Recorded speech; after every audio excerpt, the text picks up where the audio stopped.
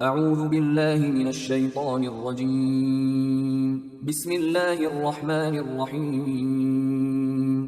سورہ یوسف آیات نمبر 69 تا 79 میں یوسف علیہ السلام کے کہنے پر اگلے سال غلہ حاصل کرنے کے لیے سب بھائیوں کا دوبارہ مصر آنا۔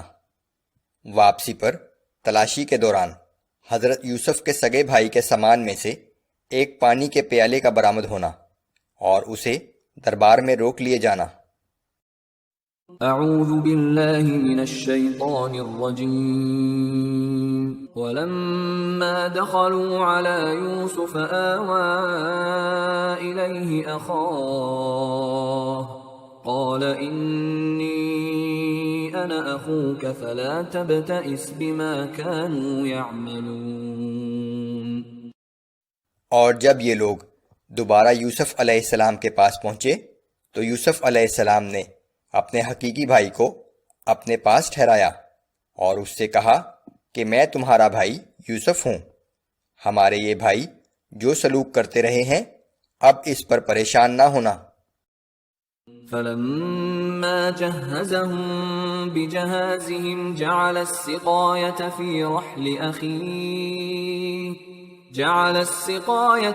رحل أخيه ثم أذن مؤذن أيتها العير إنكم لسارقون۔ پھر جب یوسف نے بھائیوں کی روانگی کے وقت ان کا سامان تیار کر دیا تو ایک پانی پینے کا پیالہ اپنے بھائی کے سامان میں رکھ دیا۔ پھر جب قافلہ روانہ ہوا تو شاہی خدمتگاروں میں سے ایک نے پکار کر کہا کہ اے قافلے والو، یقیناً تم ہی چور ہو۔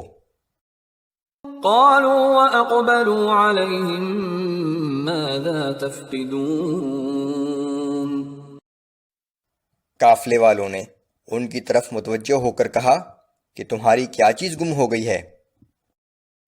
قالوا نفقد صواع الملك ولمن جاء به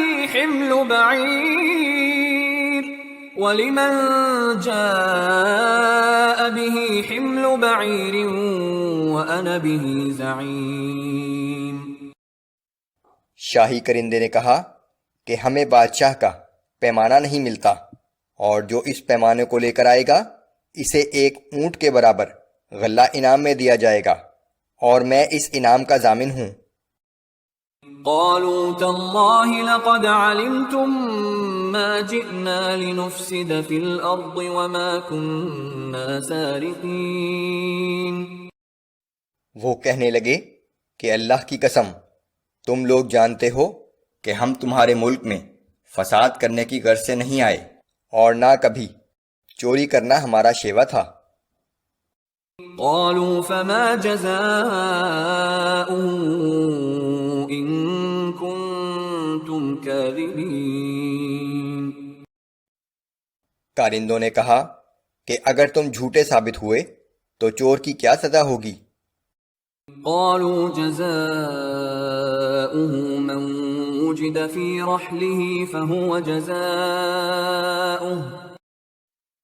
یوسف علیہ السلام کے بھائیوں نے کہا کہ جس کے سامان میں سے وہ برتن پایا جائے خود اس کو ہی سزا کے طور پر رکھ لیا جائے۔ كذلك نجزي الظالمين۔ ہم تو اپنے ہاں ایسے چوروں کو اسی قسم کی سزا دیا کرتے ہیں۔ فبدأ بأوعيتهم قبل وعاء أخيه ثم استخرجها من وعاء أخيه۔ پھر اپنے بھائی سے پہلے باقی بھائیوں کے سامان کی تلاشی لی، اور آخر میں اپنے بھائی کے سامان کی تلاشی لے کر اس میں سے پیالہ نکال لیا۔ كذلك كدنا ليوسف ما كان ليأخذ أخاه في دين الملك إلا أن يشاء الله۔ اس طرح ہم نے یوسف علیہ السلام کو وہ تدبیر سکھائی جس سے وہ اپنے بھائی کو اپنے پاس رکھ سکتا تھا، ورنہ بادشاہ مصر کے قانون کی روح سے وہ اپنے بھائی کو نہیں روک سکتا تھا، سوائے یہ کہ اللہ ہی ایسا چاہے۔ نرفع درجات من نشاء ہم جس کو چاہتے ہیں اس کے درجے بلند کر دیتے ہیں، وفوق كل ذي علم عليم اور ہر صاحب علم کے اوپر اللہ کی ذات موجود ہے جس کا علم ہر چیز کا احاطہ کیے ہوئے ہے۔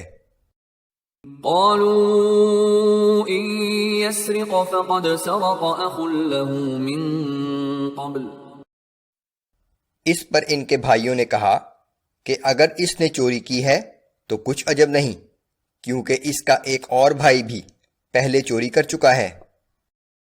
فأسرها يوسف في نفسه ولم يبدها لهم یہ سن کر یوسف علیہ السلام خاموش ہو گئے اور ان کے سامنے کوئی رد عمل ظاہر نہ کیا۔